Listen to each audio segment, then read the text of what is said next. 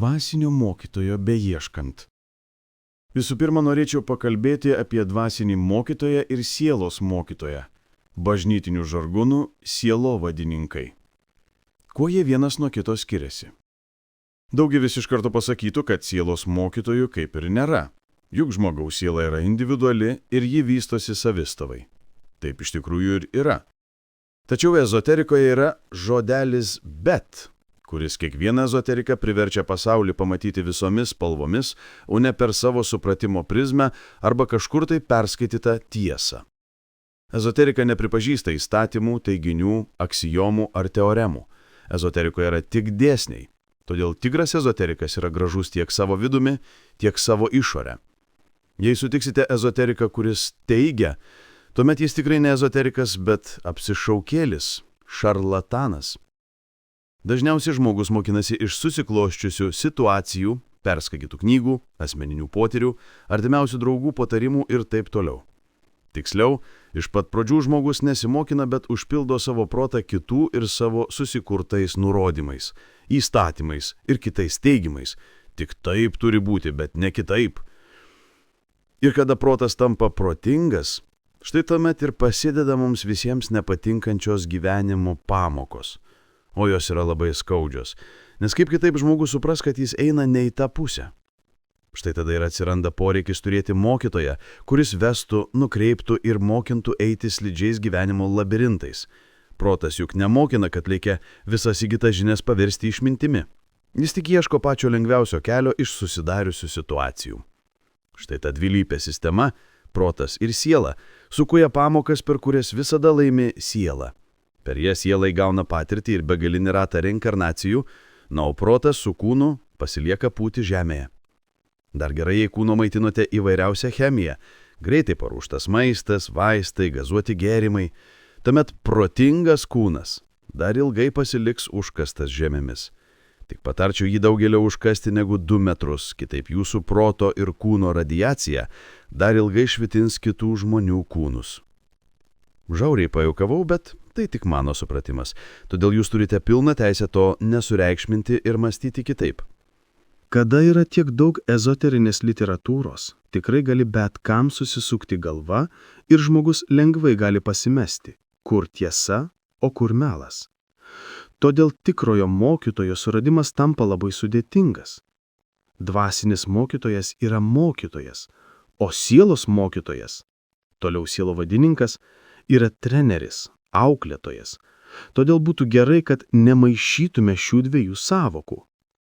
Auklėtoje, trenerį, sielovadininką galima pačiam pasirinkti, nes čia galioja žemiški įstatymai. Treneriai auklėtojai irgi gali pasirinkti savo mokinius ir jie stengiasi pasirinkti tik savo tinkamus mokinius, iš kurių tikisi gauti kažkokios tai naudos. Ta nauda gali būti ir nesavanaudiška. Tačiau tokiems žmonėms labai svarbus jų autoritetas ir pripažinimas. Tai žmogiškos vertybės apipintos egoistiniu dvasingumu, kurio mes visi turime. Visi iš to paties molio, todėl baikime kitus garbinti ir aukštinti. Dievai žemėje negyvena, nes juos jau seniai mes patys žmonės išžudėme. Visi pranašai buvo išžudyti ir tai yra faktas. Todėl savo trenerius, auklėtojus, sielovadininkus jūs galite rinktis patys, o jie jūs irgi renkasi. Juos galite keisti vienus su kitais, ką sėkmingai iki šiol darėte ir ką dar toliau darysite. Vieni kitais nusivilsite, keiksite, jei negarsiai, tai širdimi. Pudrinsite vieni kitiems protus ir darysite įvairiausias manipulacijas su patikliaisiais ir daugiau jautresniais žmonėmis. Gal ir labai jau nesmagiai skamba, bet pripažinkite, kad tame daug teisybės tikrai yra, o gal ir visa teisybė. Ką gali žinoti? Todėl pasirinkti galima tik tai auklėtąjį arba trenerį sielovadininką, bet ne dvasinį mokytoją. Dvasinį mokytoją surasti yra beveik beprasmiška. Dvasinis mokytojas pats suranda savo mokinius. Rinkdamiesi ir ieškodami savo mokytoją, mes žiūrime, kiek jis yra padaręs stebuklų, kiek išleido savo mokinių, kokia yra jo paklausa, koks yra jo žinomumas, kas yra dėstoma jo mokykloje, kaip jis gyvena, su kuo ir taip toliau ir taip toliau. Ieškodami pagal tokius kriterijus, Mes surasime tik tai savo sielos mokytoją, bet tikrai ne dvasinį mokytoją. Taip ieškodami ir sprendzdami, mes tampame liktai kaip ir aukštesni už savo ieškomą mokytoją, nes jo įvardinimui mes keliame tokius didelius reikalavimus. O kas mes tokie esame, kad galime mokytoją įvertinti? Jei mokame patys įvertinti, tuomet kam mums reikalingas mokytojas? Daugelis žmonių tik tarėsi, kad jiems reikalingas mokytojas, nors iš tikrųjų jiems reikia ne mokytojo, bet tik tai greitai dar niekur negirdėtų žinių. Mano gyvenimo kelyje tokių mokinių pasitaikė turbūt daugiausiai. Tokie žmonės dažniausiai tampa fanatikais, šizofrenikais, nes jie beatodairiškai puola į tas organizacijas, kurios skelbėsi, kad gali duoti to, ko dar niekas nedavė. Tuomet labai greitai prisiriša prie tokių sielos mokytojų ir tampa tik tos tiesos skleidėjais, fanatikais, arba labai greitai atšala ir puola ieškoti kitos tiesos, žinių. Per didelis ir nenuoseklus įvairių žinių troškimas ir ieškojimas šizofrenijos simptomas, tai mano žodžiai. Todėl pirmas žingsnis savo mokytojo paieškose yra nuoširdus atsakymas į tokius klausimus. Ar aš esu pasiruošęs priimti mokytoją ir jo mokymą? Ar aš esu pasiruošęs besąlygiškai vykdyti jo patarimus ir rekomendacijas? Kaip aš įsivaizduoju, koks turėtų būti mano mokytojas? Tai labai svarbus žingsnis, nes kaip jūs įsivaizduojate, koks turėtų būti jūsų mokytojas, Tokį jūs jį ir gausite. Tiksliau, sutiksite. Panašus traukia panašų. Tai visatos dėsnis. O dvasinis mokytojas nieko nemokina ir neaiškina, ar savo stebuklais, manieromis, išvaizda ir kitų perpasakotomis tiesomis nemanipuliuoja jūsų pasitikėjimu. Jis kaip tik atvirkščiai, sujaukdamas jūsų protą, priverčia jūs pačius keisti savo supratimą. Šiandien jis gali sakyti vieną, o rytoj, kaip jums gali iš pirmo žvilgsnio pasirodyti, sakyti visai ką kitą. Jo žodžiuose, kaip jums gali pasirodyti, gali būti prieštaravimų prieš tai pasakytai minčiai, bet tai tik iliuzija. Prieštaravimais, netitikimais, dvasinis mokytojas sujaukia jūsų protą tam, kad jūs nesilaikytumėte kaip grobuonis įsikibę savo įsitikinimu, o pradėtumėte bent kiek tai suabejoti savo tiesa. Tokiu būdu dvasinis mokytojas jūsų pačių pastangomis parodo, kad gali būti ir kitaip. Jau pradžioje minėjau, kad ezoterikoje visada egzistuoja žodelis bet. Tokiu būdu jūs pradedate suprasti. Gyvenimas yra gražus, viskas priklauso tik nuo mūsų įsitikinimų ir požiūrio. Jei žmogus to nesupranta ir pradeda abejoti savo dvasiniu mokytoju, tuomet tas žmogus yra nepasiruošęs jį turėti. Dvasinio mokytojo nereikia laukti, kol jis pats ateis, bet reikia tam ruoštis jau iš anksto. Dvasinis mokytojas mokinio niekada nepasiims, prieš tai su juo nepasikalbėjęs. Paprastai pats dvasinis vystymasis vyksta savaime. Vienus mokina gyvenimas, kiti mokinasi iš knygų, treti vystosi kitų patirtimi. Tai yra pirminis etapas ir jį mes visi turime praeiti. Jei žmogui yra brukamos įvairios tiesos, tuomet tas žmogus yra tik žalojamas kaip asmenybė. Bet tai nereiškia, kad jūs turite sėdėti namie ir laukti savo mokytojo. Čia galioja tas pats principas. Reikia nusipirkti nors loterijos bilietą. Į jūsų gyvenimą viskas ateina tik tuomet, kada jūs esate tam pasiruošę. Džiaugsmas ateis tik tada, kada visa savo esybę suvoksite, kad liūdesyje irgi yra džiaugsmo. Ne visi, kurie atsiranda šalia dvasinio mokytojo, tampa jo mokiniais. Kai kurie dar nemokėdami susitvarkyti Su savo principais patys išeina. Kiti, kurie tingi iš save keisti, pasilieka tik klausytojais. Tam, kad taptumėte mokiniais, visų pirma turite prisiimti savo visą atsakomybę norui mokytis. Įprastai pačiam žmogui trūksta valios išeiti virš savęs. Jis bijo prarasti save. Jį laiko jo įsitikinimai, tai yra ribos, kurias jis yra pats užsibrėžęs. Ir labai dažnai tos ribos taip įauga į žmogų, kad jis pats jų net nepastebi. Štai kodėl ne visi žmonės ir gali tapti mokiniais, nes jų ego yra toks didelis, kad žmogus pats savyje ir paskensta. Daugelis žmonių ilgą laiką matydami tik horizontą, kur susilieja oras ir vanduo, dažniausiai praranda viltį ir nustoja irkluoti. Tuo pačiu prarasdami ir tikėjimą, o juk žmogus be tikėjimo, kaip medis be šaknių. Ir tokį žmogų anksčiau ar vėliau sugraužia kaip kirvarpos jo abejonės ir nepasitikėjimais. Todėl tapus mokiniu žmogus turi pasitikėti savo mokytoju, kad ir kokios būtų sunkios ir nemalonios jo duodamos užduotis. Būčiau nesažiningas, jei nepaminėčiau tai, kad savo dvasinį mokytoją galite ir jūs patys pasirinkti. Tik tuomet apie savo apsisprendimą būtina pranešti savo pasirinktam dvasiniam mokytojui. Ir čia labai svarbu, jūsų apsisprendimas turi būti tvirtas ir labai gerai apgalvotas. Čia ir yra visas skirtumas nuo to, ar jūs pasirenkate savo dvasinį mokytoją, ar jis pats pasirenka. Jei mokytojas pasirenka jūs galite palikti jį, jei jums kažko tai neįtiko. Bet jeigu jūs patys pasirenkate savo mokytoją, tuomet kelio kaip ir atgal nėra. Kada žmogus pats pasirenka savo mokytoją, tuomet jis pasirenka ir savo likimą, o likimas tai ne čiuožykla, ką noriu tą ir darau. Kiekvienas jūsų sąmoningas arba nesąmoningas pasirinkimas formuoja jūsų ateitį. Nuodėmė ir yra manipuliavimas likimu. O likimas yra pasirinkimas. Todėl, jei blogai pasirinkote, niekada nepergyvenkite, nes tas pergyvenimas ir gimdo karmą. Gal kitiems ir bus naujiena, bet manau, kad turite vieną kartą atsimerkti ir išgirsti kitokią, naują tiesą. Nuodėmė tai ne pasirinkimas.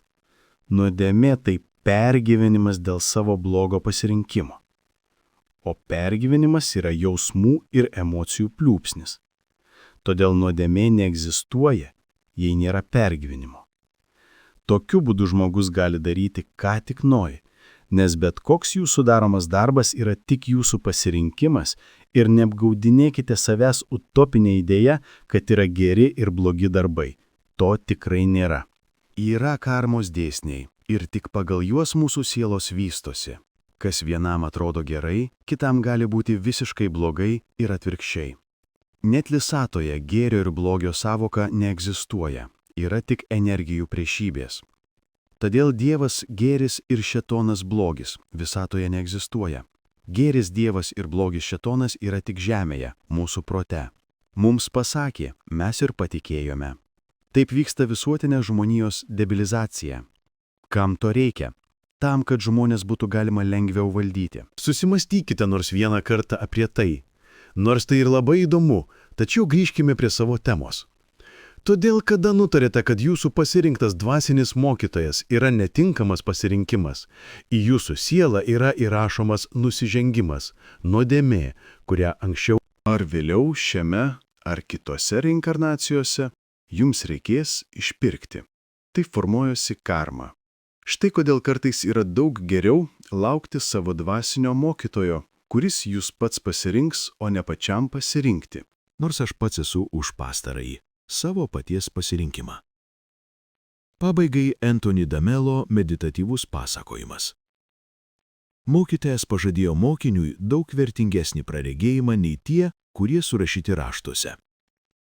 Sykį, kai kiek suirzęs mokinius tai priminė, mokytojas tarė: Eik į lietų, te dangaus vandenį. Tie, kurie tik ką įsijungė ir negalėjo visko išgirsti, visą pasakojimą aš dar kartą pakartosiu. O tie, kurie viską girdėjo, gali toliau nesiklausyti, arba gali dar kartą perklausyti dėl geresnio supratimo. Tikiu, kad kiekvienas iš jūsų iš šio pasakojimo paims kažką tai naujo. Linkiu jums ramybės ir minčių skaidrumo. Dvasinio mokytojo beieškant. Visų pirma, norėčiau pakalbėti apie dvasinį mokytoją ir sielos mokytoją, bažnytinių žargonų sielovadininkai. Kuo jie vienas nuo kito skiriasi? Daugelis iš karto pasakytų, kad sielos mokytojų kaip ir nėra, juk žmogaus siela yra individuali ir ji vystosi savistavai. Taip iš tikrųjų ir yra. Tačiau ezoterikoje yra žodelis bet, kuris kiekvieną ezoteriką priverčia pasaulį pamatyti visomis spalvomis, o ne per savo supratimo prizmę arba kažkur tai perskaitytą tiesą. Ezoterika nepripažįsta įstatymų, teiginių, aksijomų ar teoremų. Ezoterikoje yra tik dėsniai. Todėl tikras ezoterikas yra gražus tiek savo vidumi, tiek savo išorę. Jei sutiksite ezoteriką, kuris teigia, tuomet jis tikrai ne ezoterikas, bet apsišaukėlis, šarlatanas. Dažniausiai žmogus mokinasi iš susikloščiusių situacijų, perskaitytų knygų, asmeninių potyrių, artimiausių draugų patarimų ir taip toliau. Tiksliau, iš pat pradžių žmogus nesimokina, bet užpildo savo protą kitų ir savo susikurtais nurodymais, įstatymais ir kitais teigimais. Tik taip turi būti, bet ne kitaip. Ir kada protas tampa protingas, štai tuomet ir pasideda mums visiems nepatinkančios gyvenimo pamokos. O jos yra labai skaudžios, nes kaip kitaip žmogus supras, kad jis eina ne į tą pusę. Štai tada ir atsiranda poreikis turėti mokytoją, kuris vestų, nukreiptų ir mokintų eiti slidžiais gyvenimo labirintais. Protas juk nemokina, kad reikia visas įgytas žinias paversti išmintimi. Jis tik ieško pačio lengviausio kelio iš susidariusių situacijų. Štai ta dvilypė sistema, protas ir siela, sukuria pamokas, per kurias visada laimi siela. Per jas siela įgauna patirtį ir begalinį ratą reinkarnacijų, na, o protas su kūnu pasilieka pūti žemėje. Dar gerai, jei kūno maitinote įvairiausią chemiją, greitai paruoštas maistas, vaistai, gazuoti gėrimai, tuomet protingas kūnas dar ilgai pasiliks užkastas žemėmis. Tik patarčiau jį daugelio užkasti negu 2 metrus, kitaip jūsų proto ir kūno radiacija dar ilgai švitins kitų žmonių kūnus. Žiauriai pajuokavau, bet tai tik mano supratimas, todėl jūs turite pilną teisę to nesureikšminti ir mąstyti kitaip. Kada yra tiek daug ezoterinės literatūros, tikrai gali bet kam susisukti galva ir žmogus lengvai gali pasimesti, kur tiesa, o kur melas. Todėl tikrojo mokytojo suradimas tampa labai sudėtingas. Dvasinis mokytojas yra mokytojas, o sielos mokytojas, toliau sielovadininkas, yra treneris, auklėtojas. Todėl būtų gerai, kad nemaišytume šių dviejų sąvokų. Auklėtoje, trenerį, sielovadininką galima pačiam pasirinkti, nes čia galioja žemiški įstatymai. Treneriai auklėtojai irgi gali pasirinkti savo mokinius ir jie stengiasi pasirinkti tik savo tinkamus mokinius, iš kurių tikisi gauti kažkokios tai naudos. Ta nauda gali būti ir nesavanaudiška. Tačiau tokiems žmonėms labai svarbus jų autoritetas ir pripažinimas. Tai žmogiškos vertybės apipintos egoistiniu dvasingumu, kurio mes visi turime. Visi iš to paties molio, todėl baikime kitus garbinti ir aukštinti. Dievai žemėje negyvena, nes juos jau seniai mes patys žmonės išžudėme. Visi pranašai buvo išžudyti ir tai yra faktas. Todėl savo trenerius, auklėtėjus, sielovadininkus jūs galite rinktis patys, o jie jūs irgi renkasi. Juos galite keisti vienus su kitais, ką sėkmingai iki šiol darėte ir ką dar toliau darysite. Vieni kitais nusivilsite, keiksite, jei negarsiai, tai širdimi. Pudrinsite vieni kitiems protus ir darysite įvairiausias manipulacijas su patikliaisiais ir daugiau jautresniais žmonėmis. Gal ir labai jau nesmagiai skamba, bet pripažinkite, kad tame daug teisybės tikrai yra, o gal ir visa teisybė. Ką gali žinoti? Todėl pasirinkti galima tik tai auklėtėją arba trenerį sielovadininką, bet ne dvasinį mokytoją. Dvasinį mokytoją surasti yra beveik beprasmiška. Dvasinis mokytojas pats suranda savo mokinius. Rinkdamiesi ir ieškodami savo mokytoją, mes žiūrime, kiek jis yra padaręs stebuklų, kiek išleido savo mokinių, kokia yra jo paklausa, koks yra jo žinomumas, kas yra dėstoma jo mokykloje, kaip jis gyvena, su kuo ir taip toliau, ir taip toliau. Ieškodami pagal tokius kriterijus, Mes surasime tik tai savo sielos mokytoją, bet tikrai ne dvasinį mokytoją. Taip ieškodami ir sprendzdami, mes tampame lyg tai kaip ir aukštesni už savo ieškomą mokytoją, nes jo įvardinimui mes keliame tokius didelius reikalavimus. O kas mes tokie esame, kad galime mokytoją įvertinti? Jei mokame patys įvertinti, tuomet kam mums reikalingas mokytojas? Daugelis žmonių tik tarėsi, kad jiems reikalingas mokytojas, nors iš tikrųjų jiems reikia ne mokytojo, bet tik tai greitai dar niekur negirdėtų žinių. Mano gyvenimo kelyje tokių mokinių pasitaikė turbūt daugiausiai. Tokie žmonės dažniausiai tampa fanatikais, šizofrenikais, nes jie beatodairiškai puola į tas organizacijas, kurios skelbėsi, kad gali duoti to, ko dar niekas nedavė. Tuomet labai greitai prisiriša prie tokių sielos mokytojų ir tampa tik tos tiesos skleidėjais, fanatikais, arba labai greitai atšala ir puola ieškoti kitos tiesos, žinių. Per didelis ir nenuoseklus įvairių žinių troškimas ir ieškojimas šizofrenijos simptomas, tai mano žodžiai. Todėl pirmas žingsnis savo mokytojo paieškose yra nuoširdus atsakymas į tokius klausimus. Ar aš esu pasiruošęs priimti mokytoją ir jo mokymą? Ar aš esu pasiruošęs besąlygiškai vykdyti jo patarimus ir rekomendacijas?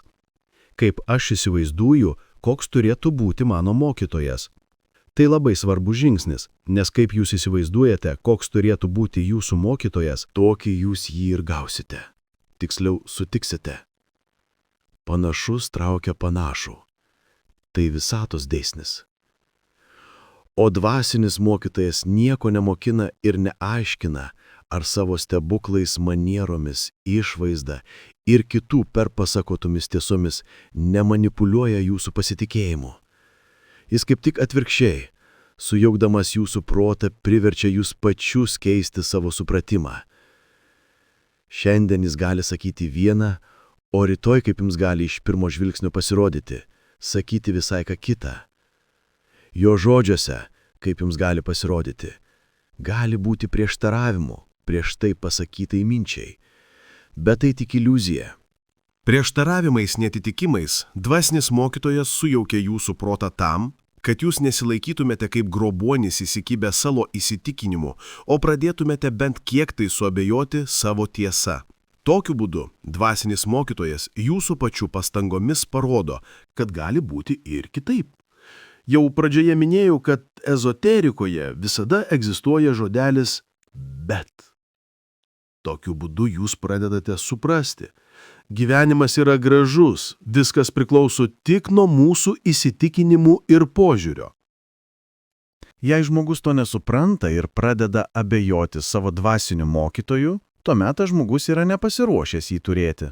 Dvasinio mokytojo nereikia laukti, kol jis pats ateis, bet reikia tam ruoštis jau iš anksto. Dvasinis mokytojas mokinio niekada nepasiims, prieš tai su juo nepasikalbėjęs. Paprastai pats dvasinis vystymasis vyksta savaime. Vienus mokina gyvenimas, kiti mokinasi iš knygų, treti vystosi kitų patirtimi. Tai yra pirminis etapas ir jį mes visi turime praeiti. Jei žmogui yra brukamos įvairios tiesos, tuomet tas žmogus yra tik žalojamas kaip asmenybė. Bet tai nereiškia, kad jūs turite sėdėti namie ir laukti savo mokytojo. Čia galioja tas pats principas. Reikia nusipirkti nors loterijos bilietą. Į jūsų gyvenimą viskas ateina tik tuomet, kada jūs esate tam pasiruošę. Džiaugsmas ateis tik tada, kada visa savo esybę suvoksite, kad liūdesyje irgi yra džiaugsmo. Ne visi, kurie atsiranda šalia dvasinio mokytojo, tampa jo mokiniais.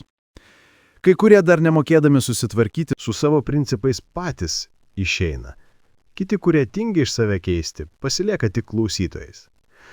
Tam, kad taptumėte mokiniais, visų pirma turite prisiimti savo visą atsakomybę norui mokytis. Įprastai pačiam žmogui trūksta valios išeiti virš savęs. Jis bijo prarasti save.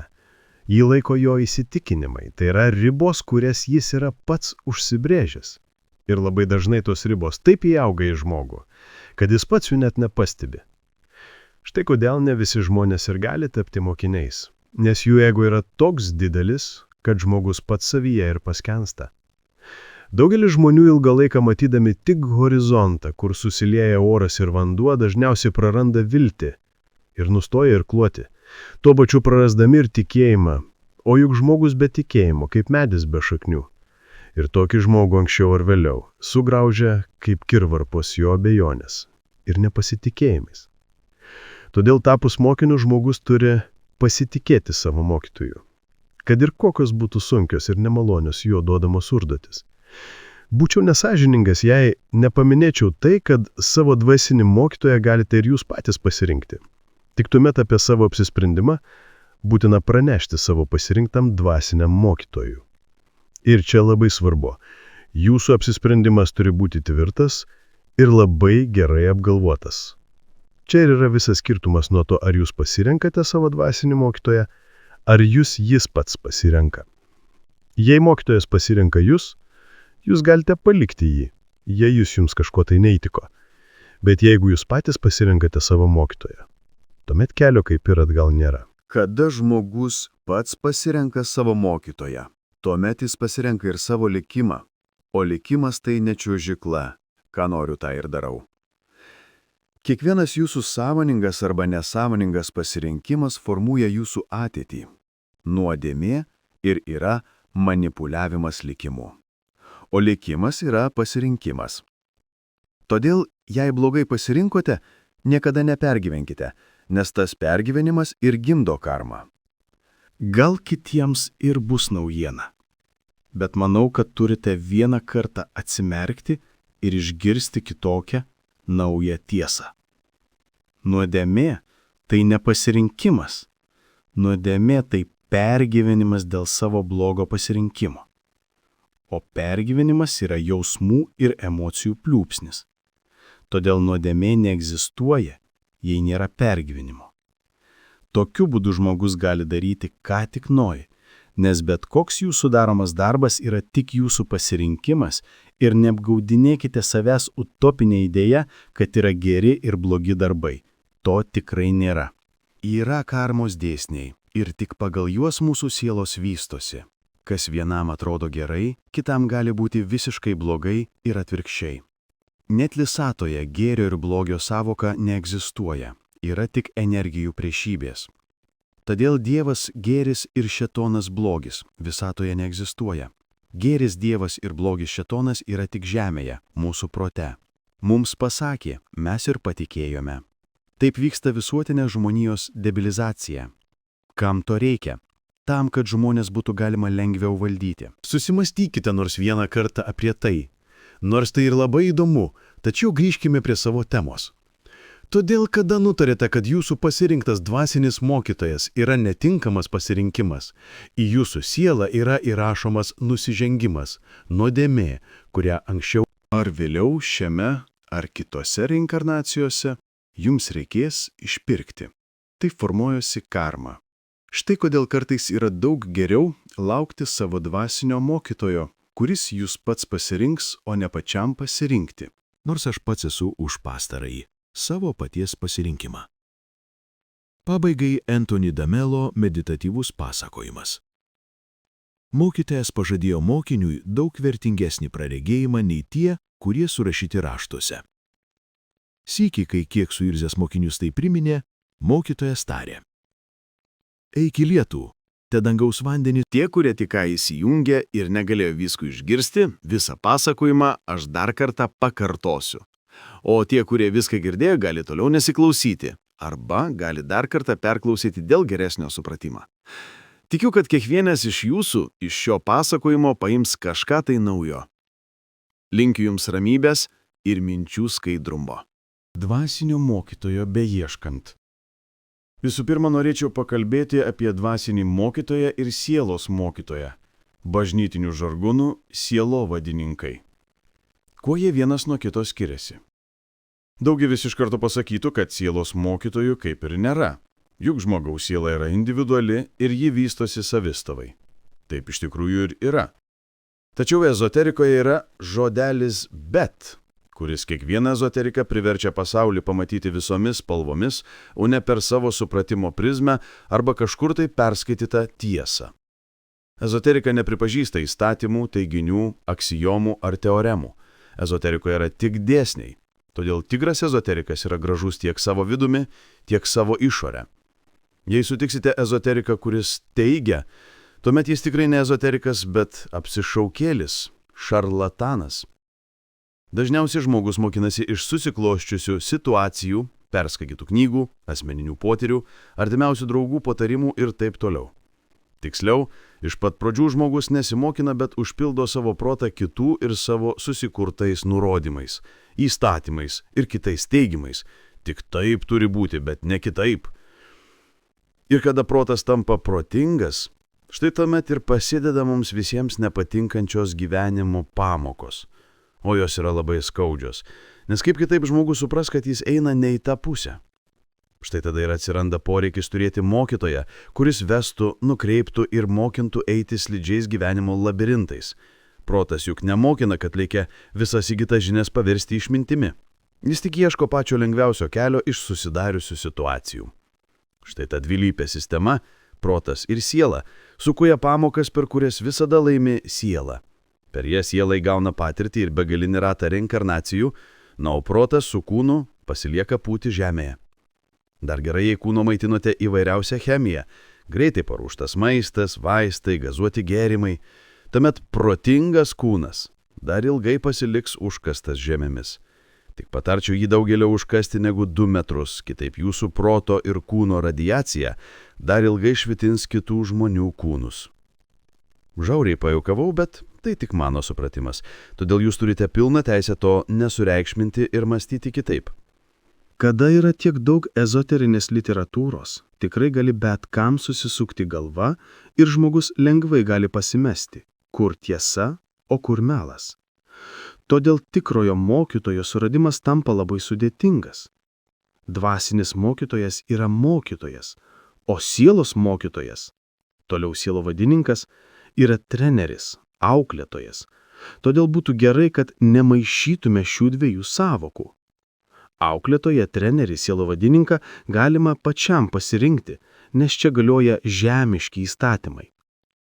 Treneriai auklėtojai irgi gali pasirinkti savo mokinius ir jie stengiasi pasirinkti tik savo tinkamus mokinius, iš kurių tikisi gauti kažkokios tai naudos. Ta nauda gali būti ir nesavanaudiška. Tačiau tokiems žmonėms labai svarbus jų autoritetas ir pripažinimas. Tai žmogiškos vertybės apipintos egoistiniu dvasingumu, kurio mes visi turime. Visi iš to paties molio, todėl baikime kitus garbinti ir aukštinti. Dievai žemėje negyvena, nes juos jau seniai mes patys žmonės išžudėme. Visi pranašai buvo išžudyti ir tai yra faktas. Todėl savo trenerius, auklėtėjus, sielovadininkus jūs galite rinktis patys, o jie jūs irgi renkasi.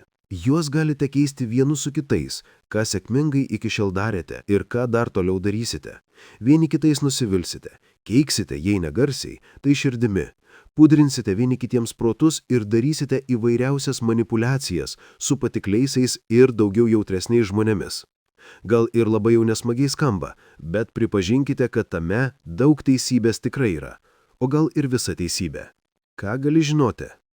Todėl pasirinkti galima tik tai auklėtėją arba trenerį sielovadininką, bet ne dvasinį mokytoją. Dvasinį mokytoją surasti yra beveik beprasmiška. Dvasinis mokytojas pats suranda savo mokinius. Rinkdamiesi ir ieškodami savo mokytoją, mes žiūrime, kiek jis yra padaręs stebuklų, kiek išleido savo mokinių, kokia yra jo paklausa, koks yra jo žinomumas, kas yra dėstoma jo mokykloje, kaip jis gyvena, su kuo ir taip toliau ir taip toliau. Ieškodami pagal tokius kriterijus, Mes surasime tik tai savo sielos mokytoją, bet tikrai ne dvasinį mokytoją. Taip ieškodami ir sprendzdami, mes tampame lyg tai kaip ir aukštesni už savo ieškomą mokytoją, nes jo įvardinimui mes keliame tokius didelius reikalavimus. O kas mes tokie esame, kad galime mokytoją įvertinti? Jei mokame patys įvertinti, tuomet kam mums reikalingas mokytojas? Daugelis žmonių tik tarėsi, kad jiems reikalingas mokytojas, nors iš tikrųjų jiems reikia ne mokytojo, bet tik tai greitai dar niekur negirdėtų žinių. Mano gyvenimo kelyje tokių mokinių pasitaikė turbūt daugiausiai.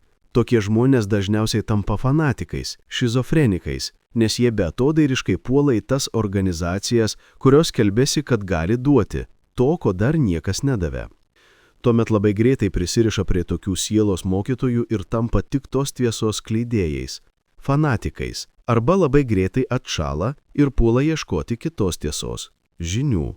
Per didelis ir nenuoseklus įvairių žinių troškimas ir ieškojimas šizofrenijos simptomas, tai mano žodžiai. Todėl pirmas žingsnis savo mokytojo paieškose yra nuoširdus atsakymas į tokius klausimus. Ar aš esu pasiruošęs priimti mokytoją ir jo mokymą?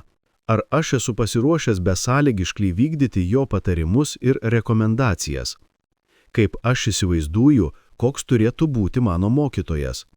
Tai labai svarbus žingsnis, nes kaip jūs įsivaizduojate, koks turėtų būti jūsų mokytojas, Tokį jūs jį ir gausite. Tiksliau, sutiksite. Panašus traukia panašų. Tai visatos dėsnis. O dvasinis mokytojas nieko nemokina ir neaiškina, ar savo stebuklais, manieromis, išvaizda ir kitų perpasakotomis tiesomis nemanipuliuoja jūsų pasitikėjimu. Jis kaip tik atvirkščiai, sujaukdamas jūsų protą, priverčia jūs pačius keisti savo supratimą. Šiandien jis gali sakyti vieną, o rytoj, kaip jums gali iš pirmo žvilgsnio pasirodyti, sakyti visai ką kitą. Jo žodžiuose, kaip jums gali pasirodyti, gali būti prieštaravimų prieš tai pasakytai minčiai, bet tai tik iliuzija.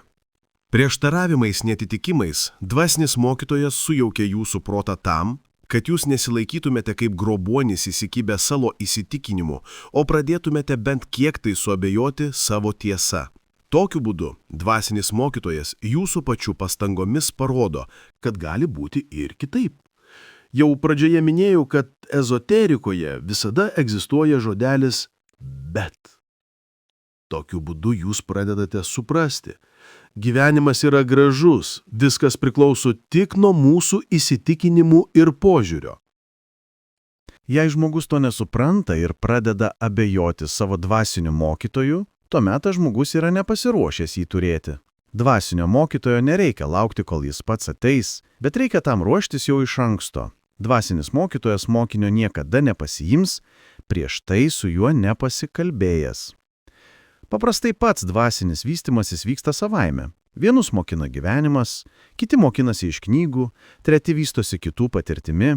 Tai yra pirminis etapas ir jį mes visi turime praeiti. Jei žmogui yra brukamos įvairios tiesos, tuomet tas žmogus yra tik žalojamas kaip asmenybė. Bet tai nereiškia, kad jūs turite sėdėti namie ir laukti savo mokytojo. Čia galioja tas pats principas. Reikia nusipirkti nors loterijos bilietą. Į jūsų gyvenimą viskas ateina tik tuomet, kada jūs esate tam pasiruošę. Džiaugsmas ateis tik tada, kada visa savo esybę suvoksite, kad liūdesyje irgi yra džiaugsmo. Ne visi, kurie atsiranda šalia dvasinio mokytojo, tampa jo mokiniais. Kai kurie dar nemokėdami susitvarkyti su savo principais patys išeina. Kiti, kurie tingi iš save keisti, pasilieka tik klausytojais. Tam, kad taptumėte mokiniais, visų pirma turite prisiimti savo visą atsakomybę norui mokytis. Įprastai pačiam žmogui trūksta valios išeiti virš savęs. Jis bijo prarasti save. Jį laiko jo įsitikinimai, tai yra ribos, kurias jis yra pats užsibrėžęs. Ir labai dažnai tos ribos taip įauga į žmogų, kad jis pats jų net nepastebi. Štai kodėl ne visi žmonės ir gali tapti mokiniais, nes jų ego yra toks didelis, kad žmogus pats savyje ir paskensta. Daugelis žmonių ilgą laiką matydami tik horizontą, kur susilieja oras ir vanduo, dažniausiai praranda viltį ir nustoja irkluoti. Tuo pačiu prarasdami ir tikėjimą, o juk žmogus be tikėjimo, kaip medis be šaknių. Ir tokį žmogų anksčiau ar vėliau sugraužia kaip kirvarpos jo abejonės ir nepasitikėjimais. Todėl tapus mokiniu žmogus turi pasitikėti savo mokytoju, kad ir kokios būtų sunkios ir nemalonios jo duodamos užduotis. Būčiau nesažiningas, jei nepaminėčiau tai, kad savo dvasinį mokytoją galite ir jūs patys pasirinkti. Tik tuomet apie savo apsisprendimą būtina pranešti savo pasirinktam dvasiniam mokytojui. Ir čia labai svarbu, jūsų apsisprendimas turi būti tvirtas ir labai gerai apgalvotas. Čia ir yra visas skirtumas nuo to, ar jūs pasirenkate savo dvasinį mokytoją, ar jis pats pasirenka. Jei mokytojas pasirenka jūs galite palikti jį, jei jums kažko tai neįtiko. Bet jeigu jūs patys pasirenkate savo mokytoją, tuomet kelio kaip ir atgal nėra. Kada žmogus pats pasirenka savo mokytoją, tuomet jis pasirenka ir savo likimą, o likimas tai ne čiuožykla, ką noriu tą ir darau. Kiekvienas jūsų sąmoningas arba nesąmoningas pasirinkimas formuoja jūsų ateitį. Nuodėmė ir yra manipuliavimas likimu. O likimas yra pasirinkimas. Todėl, jei blogai pasirinkote, niekada nepergyvenkite, nes tas pergyvenimas ir gimdo karmą. Gal kitiems ir bus naujiena, bet manau, kad turite vieną kartą atsimerkti ir išgirsti kitokią, naują tiesą. Nuodėmė tai ne pasirinkimas. Nuodėmė tai pergyvenimas dėl savo blogo pasirinkimo. O pergyvenimas yra jausmų ir emocijų pliūpsnis. Todėl nuodėmė neegzistuoja, jei nėra pergyvenimo. Tokiu būdu žmogus gali daryti, ką tik nori, nes bet koks jūsų daromas darbas yra tik jūsų pasirinkimas ir neapgaudinėkite savęs utopinė idėja, kad yra geri ir blogi darbai. To tikrai nėra. Yra karmos dėsniai ir tik pagal juos mūsų sielos vystosi. Kas vienam atrodo gerai, kitam gali būti visiškai blogai ir atvirkščiai. Net visatoje gėrio ir blogio sąvoka neegzistuoja, yra tik energijų priešybės. Todėl Dievas gėris ir šėtonas blogis visatoje neegzistuoja. Gėris Dievas ir blogis šėtonas yra tik žemėje, mūsų prote. Mums pasakė, mes ir patikėjome. Taip vyksta visuotinė žmonijos debilizacija. Kam to reikia? Tam, kad žmonės būtų galima lengviau valdyti. Susimastykite nors vieną kartą apie tai. Nors tai ir labai įdomu, tačiau grįžkime prie savo temos. Todėl, kada nutarėte, kad jūsų pasirinktas dvasinis mokytojas yra netinkamas pasirinkimas, į jūsų sielą yra įrašomas nusižengimas, nuodėmė, kurią anksčiau Ar vėliau šiame ar kitose reinkarnacijose jums reikės išpirkti. Tai formuojasi karma. Štai kodėl kartais yra daug geriau laukti savo dvasinio mokytojo, kuris jūs pats pasirinks, o ne pačiam pasirinkti. Nors aš pats esu už pastarąjį, savo paties pasirinkimą. Pabaigai Anthony Damelo meditatyvus pasakojimas. Mokytojas pažadėjo mokiniui daug vertingesnį praregėjimą nei tie, kurie surašyti raštuose. Sykį, kai kiek suirzęs mokinius tai priminė, mokytojas tarė: Eik į lietų, te dangaus vandenį. Tie, kurie tik ką įsijungė ir negalėjo visko išgirsti, visą pasakojimą aš dar kartą pakartosiu. O tie, kurie viską girdėjo, gali toliau nesiklausyti, arba gali dar kartą perklausyti dėl geresnio supratimo. Tikiu, kad kiekvienas iš jūsų iš šio pasakojimo paims kažką tai naujo. Linkiu jums ramybės ir minčių skaidrumo. Dvasinio mokytojo beieškant. Visų pirma, norėčiau pakalbėti apie dvasinį mokytoją ir sielos mokytoją, bažnytinių žargonų sielovadininkai. Kuo jie vienas nuo kito skiriasi? Daugelis iš karto pasakytų, kad sielos mokytojų kaip ir nėra, juk žmogaus siela yra individuali ir ji vystosi savistavai. Taip iš tikrųjų ir yra. Tačiau ezoterikoje yra žodelis bet, kuris kiekvieną ezoteriką priverčia pasaulį pamatyti visomis spalvomis, o ne per savo supratimo prizmę arba kažkur tai perskaitytą tiesą.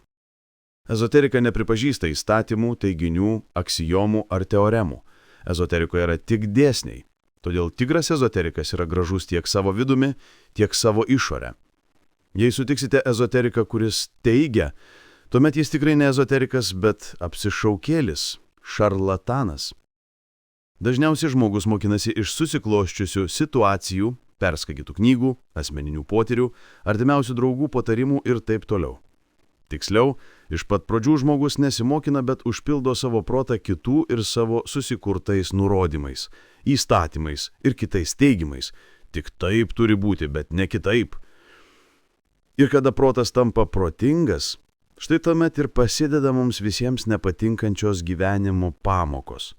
O jos yra labai skaudžios, nes kaip kitaip žmogus supras, kad jis eina ne į tą pusę.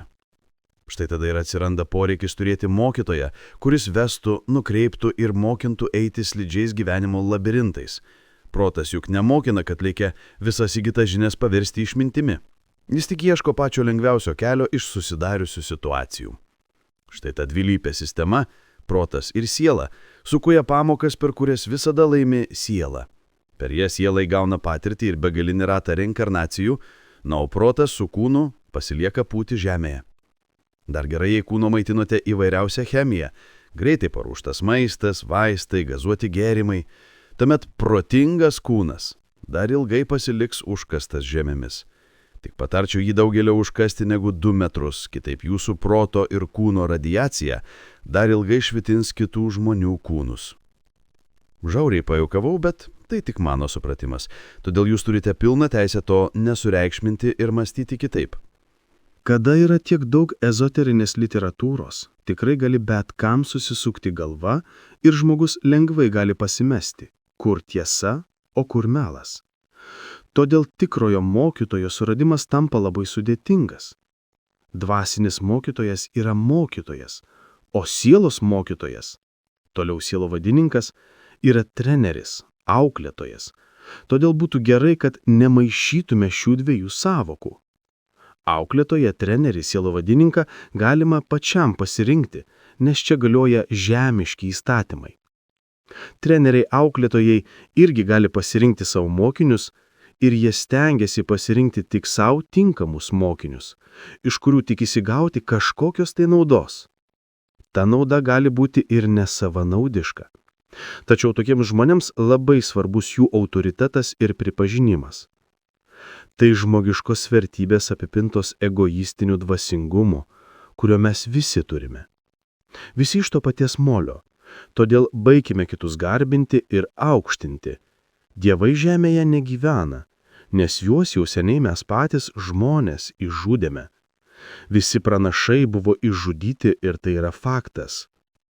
Todėl savo trenerius, auklėtėjus, sielovadininkus jūs galite rinktis patys, o jie jūs irgi renkasi. Juos galite keisti vienus su kitais, ką sėkmingai iki šiol darėte ir ką dar toliau darysite. Vieni kitais nusivilsite, keiksite, jei negarsiai, tai širdimi. Pudrinsite vieni kitiems protus ir darysite įvairiausias manipulacijas su patikliaisiais ir daugiau jautresniais žmonėmis.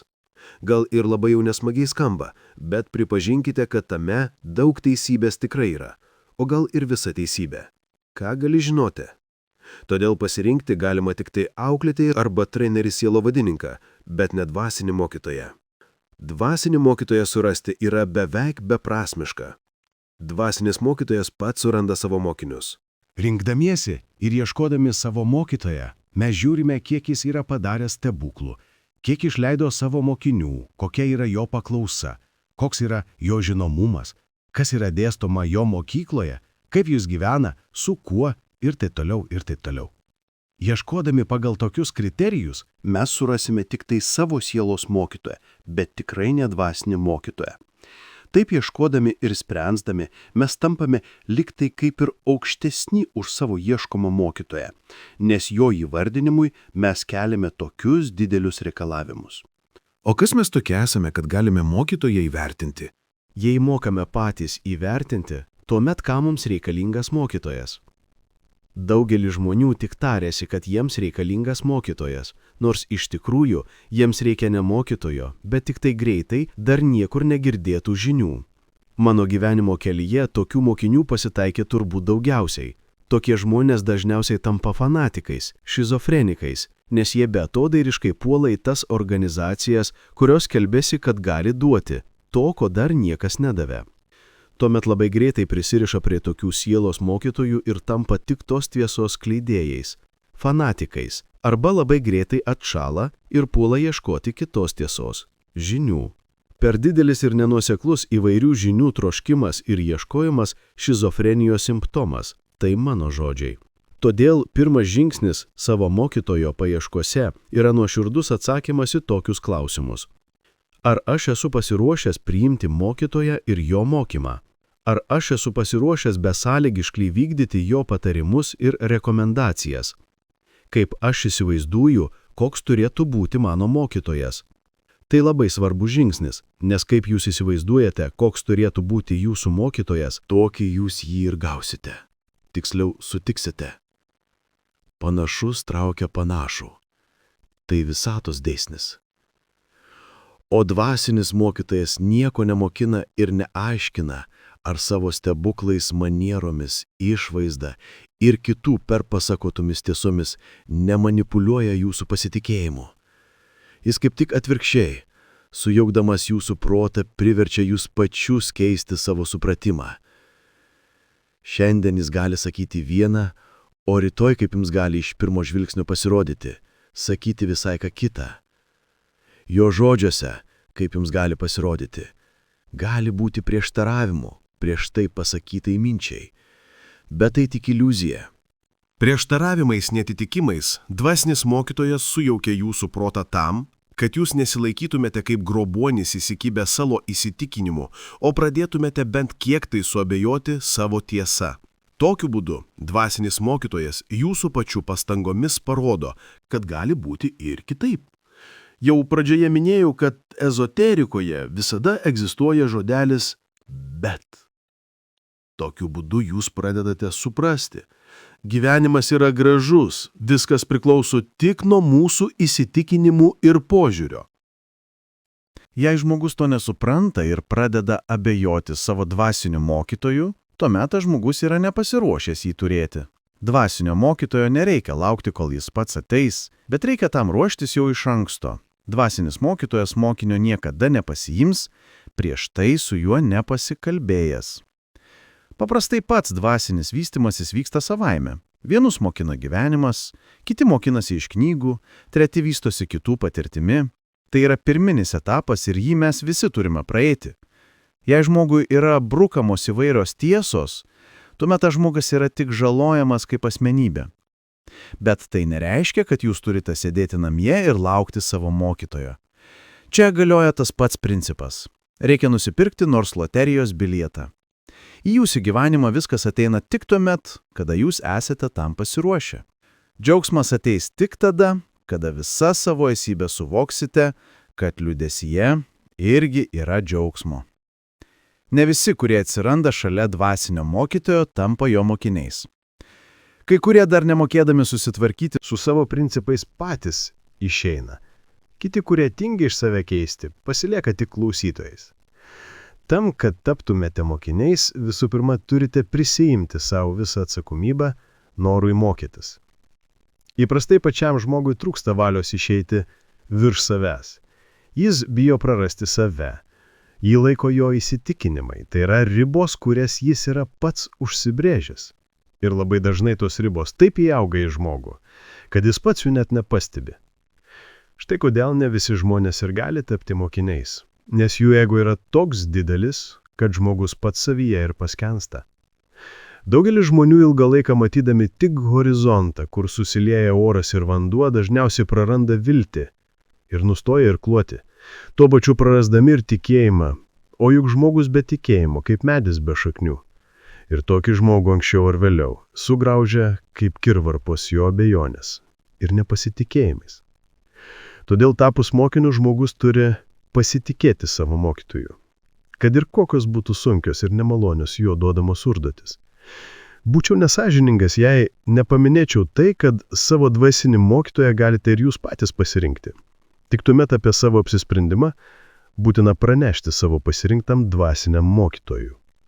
Ir čia labai svarbu, jūsų apsisprendimas turi būti tvirtas ir labai gerai apgalvotas.